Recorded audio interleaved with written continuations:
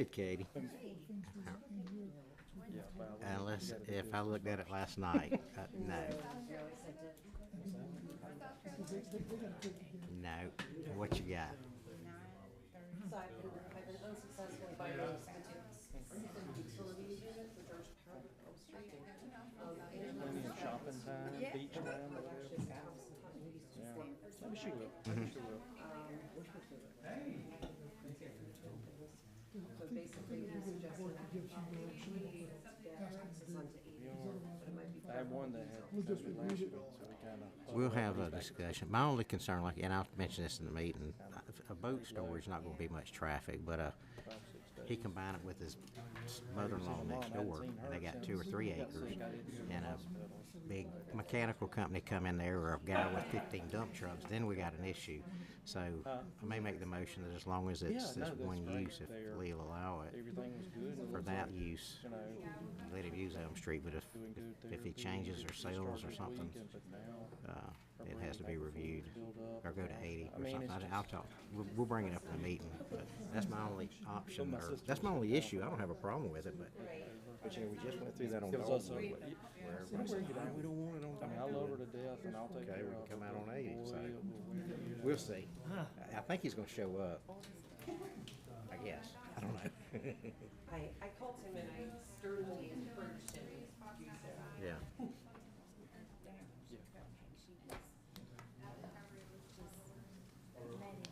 I know, her down. I know, but you can, That's why there's people who are in that profession. that's right, that's, like I told you, it was kinda like when we had our first baby, grape, and he was colicky and all, and there were times where like, we had to get a grandma or somebody over there, cause we were like, we're done for a while. We just need a few hours. You know?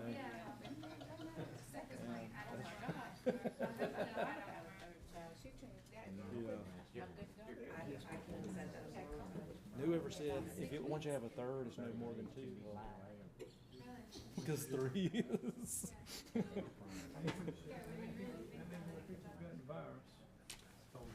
Sarah's got it.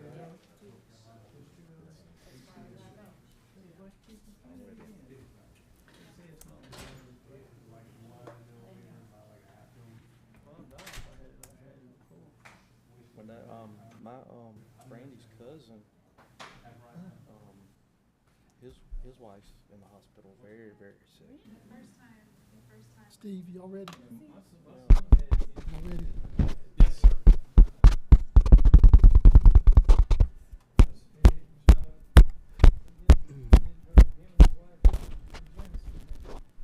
Chris, you ready over there? Yes, sir. Okay.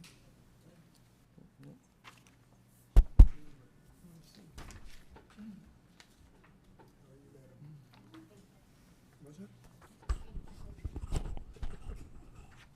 I had a pen right here.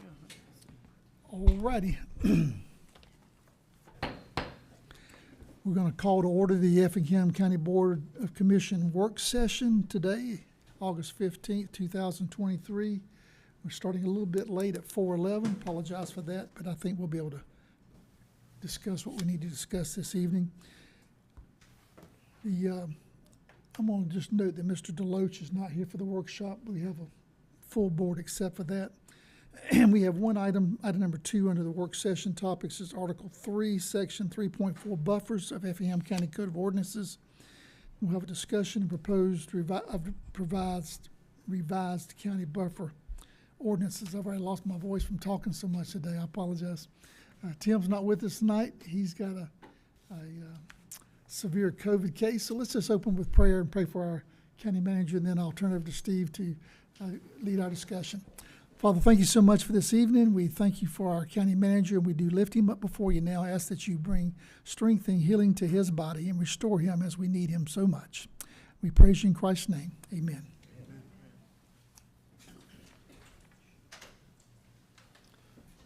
You want to go ahead and lead us in this discussion? Thank you, Mr. Chairman. Can you hear me? So I think in your packet was a copy of the revised that we've been through so far, section 3.4, titled buffers. Everybody get that? Okay, thank you, thank you.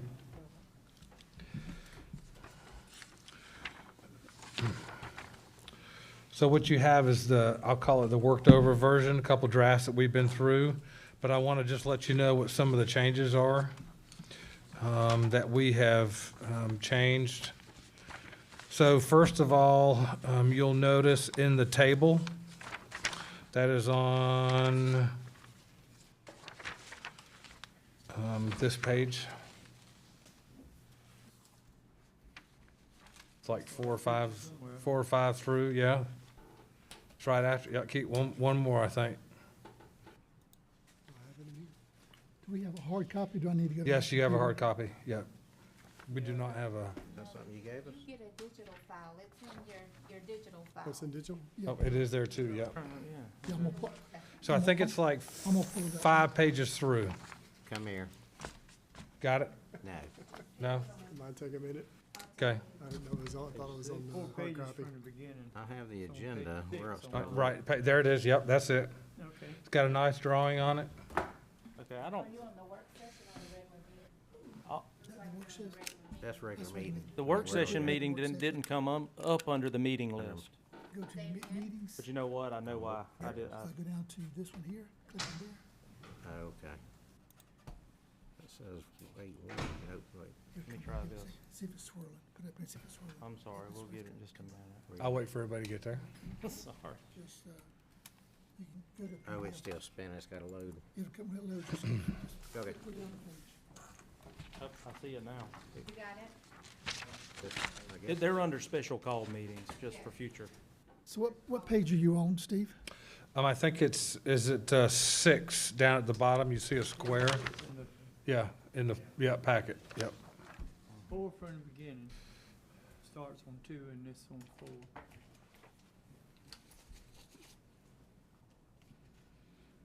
Does Mr. Gotcha. Forrest have it? Got Okay. So what you have now is a table that describes the buffer requirements per zone for zoning. Before, it looked a little mismatched. If you can remember what it looked like, it wasn't really consistent. So we tried to make it a little bit better of the setbacks for the buffers. Crazy. Okay, and then we even have a picture for those that want to reference the picture as well.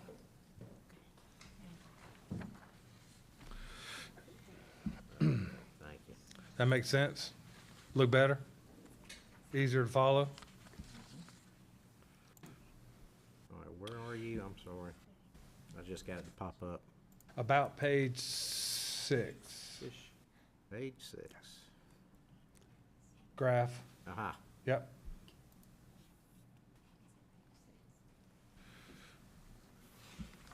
And so the old one was a table. See, that's what the old one used to look like, was a table. Hard to follow, not a lot of consistency with it, so that's what we're proposing to change. The numbers don't necessarily reflect any change, so it's 300 feet for industrial to residential, but it's just the way it's laid out, it's easier to follow, and it goes by zoning district. Also, in some of the text, I want to let you know some of the changes that were made. So the way it currently reads, that we have things that can go into the buffer area, such as fences and items like that.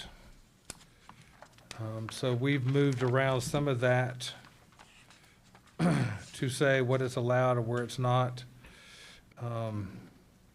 And then we talk about reducing the buffer by 50% when it's adjacent to agriculture or conservation areas.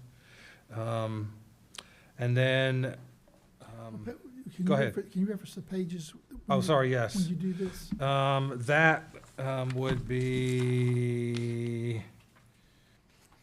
so adjacent, that would be page 7, where all the adjacent language is.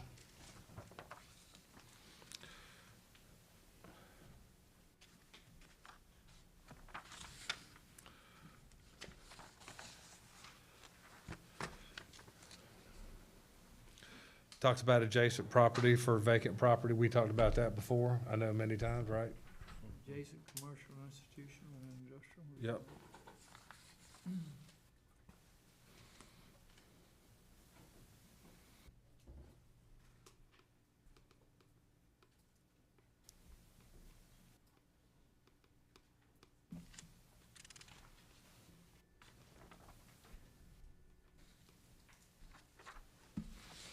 And then we did add a section in there about adjacent to that C there on page 8 about the mobile home perimeter landscape buffer is added.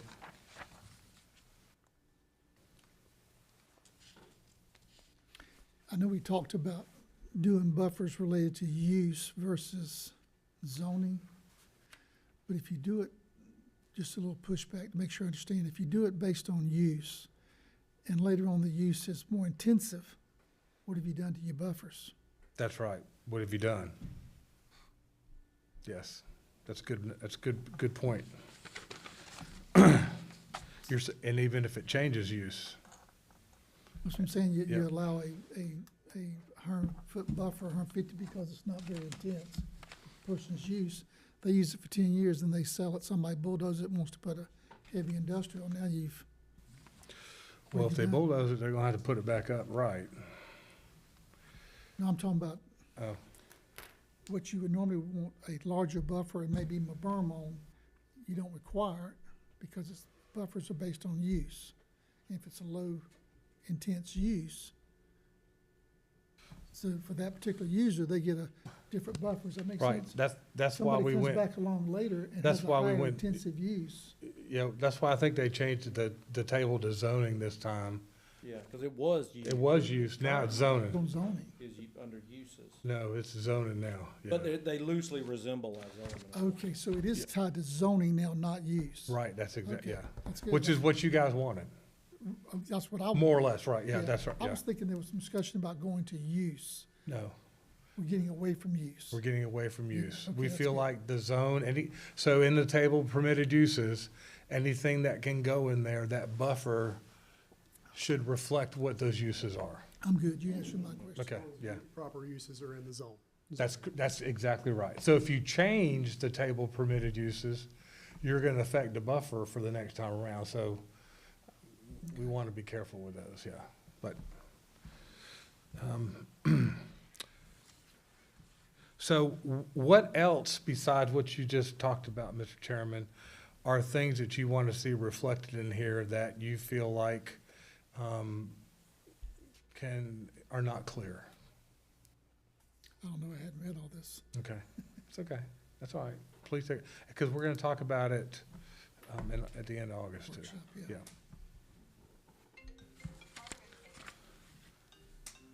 But those are more of the significant changes that are there. Now, it officially adds the description of berms and how to use the berms within the general, zoning districts that they're at. So just let you know, that's in there now. Because before you could, part of a conditional use, you could put it in there as a condition. This time, it's gonna be written in the ordinance. Is there any reason why on the fences that we're limited at 6 feet in residential areas? Is there, I think that's always been that way. Yes, and there is a discrepancy between the zoning section of the ordinance and the building. Building allows up to 7 feet, and then you have to get a permit, whereas zoning just cuts it off at 6 feet. So that's something we need to look at as well. I'd like to take a look at maybe increasing that, allowing people a little more privacy. 10 feet? If that's, I don't know what's customary, it's one Yeah. reason why I asked. but I'm maybe used to still 10 feet, but yeah. 6 feet look very small, for, a dog can jump over, some dogs can jump a 6-foot fence. Right? I can look over a 6-foot fence. Not But- that I would, but. But you still would like fences to be allowed inside that undisturbed area, right? Yes, sir. Okay. Do you want to get specific as to what kind of fence it can be? Now, when you say undisturbed, are you speaking, So you can have right now fences in the undisturbed area. Allowed or required? Where it just, Allowed, but Okay. doesn't have to be Okay, required, yeah, but it's that's why I was allowed. just making- So if you guys said, you know, we want in the first 10 feet a fence, then you could require that. if we allow that in undisturbed and keep that open, aren't we kind of opening ourselves up for disturbing a buffer, especially if it's small?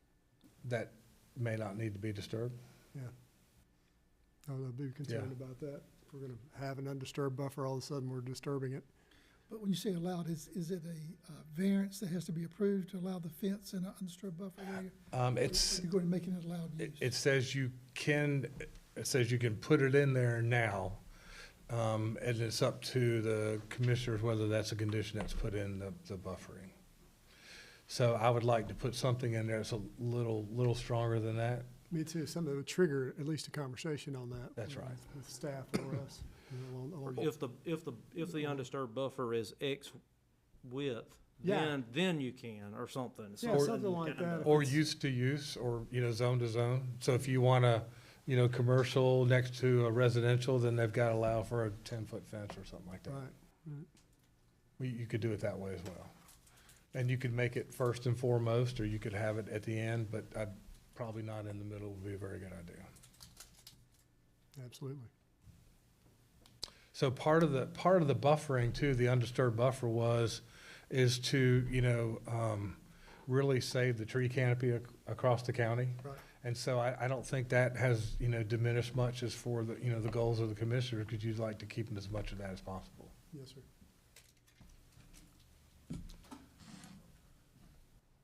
So fencing,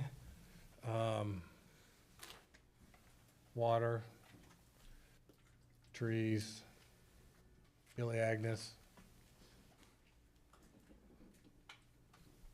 Are there examples in the county of berms that you like and berms that you don't like as you drive by?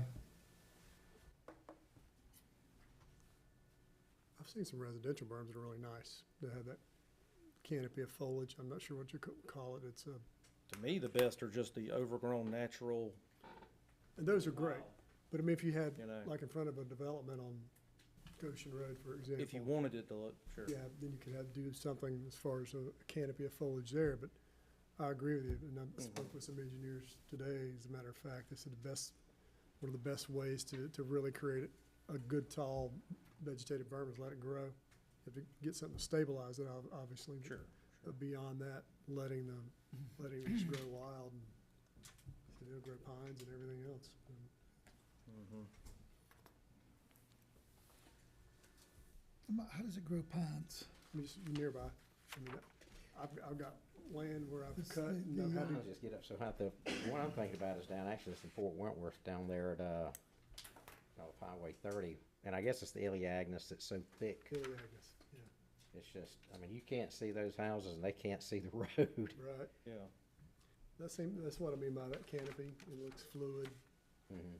I don't know if it has to be Agnes, but something like that in front of a residential area. Now, if you're buffering from a neighborhood, you may not do that, because I've never seen many trees be able to grow out of Agnes. It may be an issue with sunlight, but them being able to grow at that point, but, you might want to comment on that. I don't know what you put in Agnes, does that kind of take it over? Agnes is a great plant for separating uses. It's almost like it was made for it. It's so thick, you can't, And aggressive, you know. yeah. I don't see usually, sometimes some of the stuff you'll see different types of trees and stuff grow up. I don't see that very often in Agnes. Yeah, that's right. It's Yeah, outside and of it. barberry is another one too. So we used to like put Agnes first, and we put barberry behind it, because if you made it through the Agnes, you didn't make it through the barberry. So it was cheaper than a fence. So, yeah, Good coverage. yeah. Which one are you talking about, that, development right before you get to Hodgeville? Yeah. Yep. Down there, I That one's can't got think a of what it is, big- but Yep. Rice, they didn't Rice, I don't know what the name of that one is. I know which one you're talking about. It's got a huge canopy in it, Agnes. Well, I've mentioned this in the past, on the residential, particularly the more dense residential, buffering it from highways. rather than, Yes. the houses just backyards. Just trying to, ideally would be to have commercial, along the front, but anyway, some kind of separation. Yeah, I totally agree. Some kind of That's really buffer. jumped out. So we're seeing a lot of places all over the county that have the sides of homes that you've seen in backyards and nothing but driving by, you see somebody's backyard. And it may look good for a little while, but fast forward 5 or 10 years and got to Well, it's just like these wood picket fences. You drive down, Hodgeville Road, I can't think of the neighborhood, but those fences are probably 25 years old now, and people don't take care of it. I mean, they're just falling down. look terrible. So, that's really, I mean, the live growth is really better than a fence, I think. True. So I think something else that, since I've been here, we've talked about was some type of better buffering system between residential areas, actually. So even an R1 to an R1 or an AR1 to an R1. Currently, it's 15 feet of undisturbed, but if you go look at 15 feet undisturbed, you can usually see through it, you can usually hear through it or something like that. So I didn't know if you wanted to start looking at maybe something a little bit different, a little bigger, or something done differently to mitigate that. I'd love to see fences between large, dense areas and, 3 to 5 acre lots where you got a very, very different residential product. It forces that person with the existing lot to put up their own fence just to shield themselves from maybe multifamily and I mentioned it before in the past. I'd love to see something where the new developer has to do something instead of putting the burden on the person who's already there to have to protect their property. I'd like to see us avoid multifamily next to 3 and 5 acre tracts though. Yeah, but if we're getting into this mixed use stuff where you got single family, a little bit of multifamily, and I think that may become more and more common. Yeah, but when you do a mixed use, you'll have a PD and you'll define those buffers in that PD and they'll become the restrictions of it. But we just did one not long ago that, I think in Forest District, that I would love to seen a fence. Was that multi? Where's that? Townhomes, I think. We did townhomes, but it was right next to pretty large lots that was lined up. So just to give them some protection, against a multifamily, against something like that. I don't know how you would label that or what kind of formula or algorithm you put on that to necessitate that. But take some of the burden off those people that are already there, to protect their own homes. If you've been there and you've got a 5 acre lot and you got 12 neighbors that all has 3 to 5 acre lots, and then all of a sudden we're butting a new development up next to them, So we want to look at the PD too then a little bit, right? I think so. Okay. And Have more, you put multifamily next to large lots? Yeah. we did it, Density, but not multifamily. The ones, I thought it was townhomes. townhomes. Yeah, we did townhomes. Well, that's depending on how you look at it. Multifamily. Where did we do that at? Yeah. Nolte Conaway, Highway 30, Highway 30, off Highway 30. Is it Yep. Was it Matt Bird? 39 acres. Yeah. Yeah. But it was, so you had a subdivision to the east of it, Yes. more An or older less. one with large lots Yeah. and all that. It was a large lot subdivision, and you had the townhomes come in. And I think that's when, I think Roger talked about a That fence. kind of thing, where you got, it's residential, and I would never deny that unless it had good calls and it's in the area, which that was. But just as something to protect the existing, it may not be, fence may not be the answer, but I would figure multifamily gonna have a lot of kids and, they've got their large lots and all of a sudden they're bleeding over and, Yeah, I was thinking multifamily was apartments. I wasn't seeing them as townhomes. yeah. I just don't know how you how you handle the enforcement of maintaining it and making sure it's HOA. doing what a fence is supposed to do. Couldn't you link it to the HOA and they would have to keep Yeah. up? But usually that gets handed off. I and guess every they go state, every county defunct, does it or they go different, my haywire, daughter, always you talk do. about your family lives up somewhere in the mountain or Tennessee or somewhere, but my daughter lives in Orlando or down that way. Every neighborhood has, is fenced off, and it's Yeah, a lot of It's times they'll do blocked. it anyway. block or stucco. I mean, it's Right. a definite heavy fence around each one of those neighborhoods. And once again, those are PDs and they'll always have that because you can define that. Yeah, right? they're huge developments, thousands. Correct. What I wanna avoid is where you have large houses and we come and put, multifamily right next to them. That's the one you're saying. Yeah, if they got 80 or 90 townhomes, next to a large Yeah. community. So, yeah, so again, that may be, from a planning aspect, we can address that through density per acre.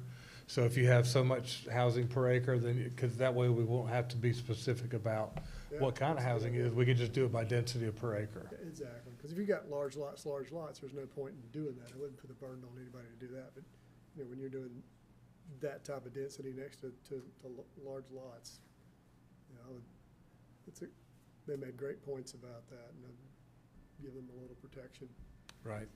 Kind of goes back to what I suggested a couple of years ago. I remember talking to you about, Phil, particularly putting all multifamily or high density in PDs. Yeah. That's one thing I thought about we might want to consider. It takes it off the table of, Would have put a lot more workload on staff for that, though, 'cause then you're always kind of negotiating every PD, whereas it might be a lot of stress on developers as well. it is, but it requires a certain amount of property, so you get the character of what you're trying to do. You can have the density, but you have, whether it needs fence or vegetated buffers or more green space. I mean, you get like, for example, where you're talking about my daughter lives. They've got townhomes. Probably I could almost throw a softball from her house to the townhomes, but they don't take away from her property. And her property is a nice house on a postage stamp lot where they can shake hands with the neighbors, but they love it. That's the way it is in Florida. And then you go on further back and you got these acre tracts with multi-million-dollar homes in them, and but it's in a PD, and all that was defined. The sidewalks, the setbacks, the lane, the Fence street lines, widths, everything.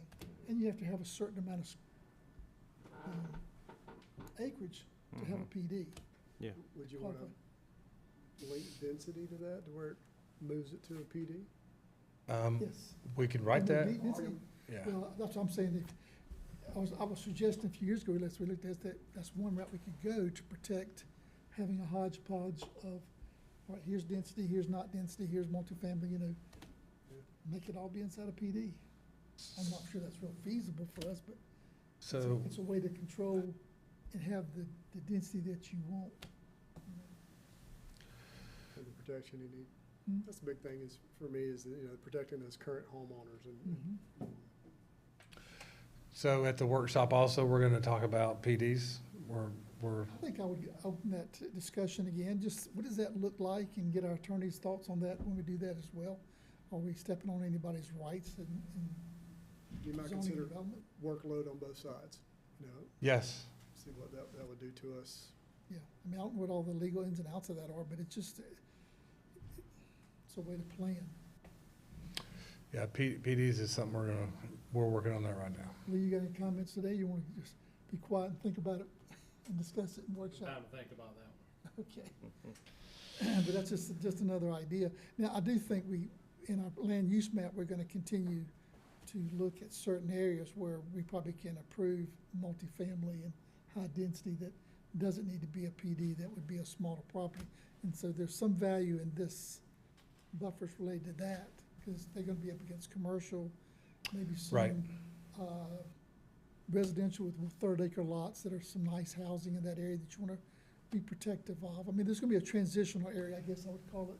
Correct. You know. That's what it's gonna be called, yep. But I'm more concerned about those large tracts that move away from the urban area, that suddenly we are trying to, and I hate to use the word hodgepodge, but hodgepodge put together, all right, this will be multifamily, this will be, townhomes or whatever, this will be larger lot. We shouldn't be designing that.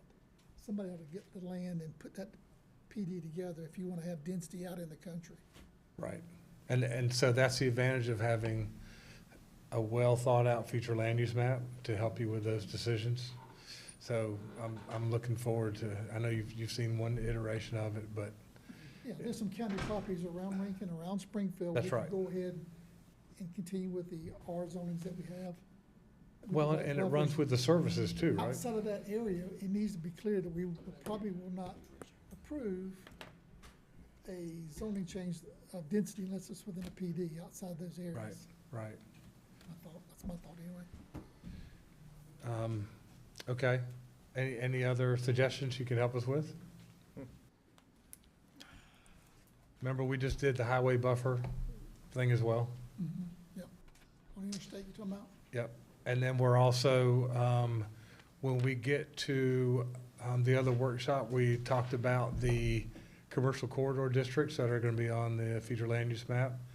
Those are going to have some of the issues addressed about what backs up and things like that.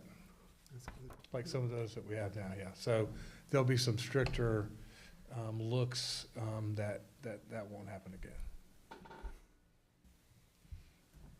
Okay. Any other discussion as we go get ready for our retreat from Mr. Steve? All right, do you have any other items you wanted to talk with us about tonight? Well, we're looking at the future land use map, that's gonna be there. Table of permitted uses, looking at redoing that, working on that now. A little more defined and a little more expanded as to what it talks about. And then we're also looking at some definitions of the zoning districts themselves. Like you just described, the whole zoning district, that's what we're looking at doing is a little more defined than what they are now. And that's all gonna be in that redesign of the zoning ordinance. So we're real close. And then also, we've gone through a couple iterations of subdivision, which, I consider pretty important as to how the landscape looks like. And so subdivision, you'll get some iterations of that as too. And then we can talk about some of these specifics inside the subdivision ordinance as well. So that's what we're looking forward to. Anything else for us tonight in this workshop? Not at all? All right, we'll see if Thank the you. board has some items that they'd like to. We have a little bit of time left, and I'm gonna need a little break, get something warm to drink to get my voice back. Is there any topics from the board that they'd like to look at with the little time we got left? The only thing I remember is, what was that Reggie Rons wanted us to look at? Oh, on the decreasing- firearm, the discharging a firearm. Yeah, discharging a firearm. Our ordinance is a lot stricter than the state ordinance. And so, I know we had mentioned it before, but one of our meetings ran long, and I don't know if we need to put it on an agenda item. It is a topic of discussion for the retreat. We need to change that. Well, here's the problem with that is dove season's right around the corner. And so it's a dove season issue, and I think the first season comes in September. So I was hoping we could probably do it sooner. Well, I know the retreat discussion, so then could we have it on a agenda item in September? September 4th. Yes, sir. Okay.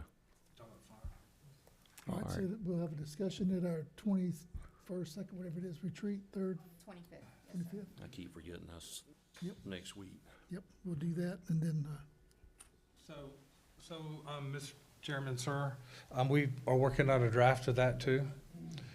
We've talked with the sheriff's office and have gone back and forth about that, so I think we have some text ready for that. It was supposed to be presented at the retreat, and I just know that we're working on that, so it's, and I know it's coming up this hunting Okay. season, yeah. All right. okay, very good. Anything else from anybody on the board? Staff, got anything you want to ask us about or bring up tonight for the workshop? All right. I don't see anybody. What's 4:42? You want to take a break? I'm gonna get something warm to drink, and we'll come back at 5 o'clock and begin our regular session meeting. Okay. And the workshop is adjourned.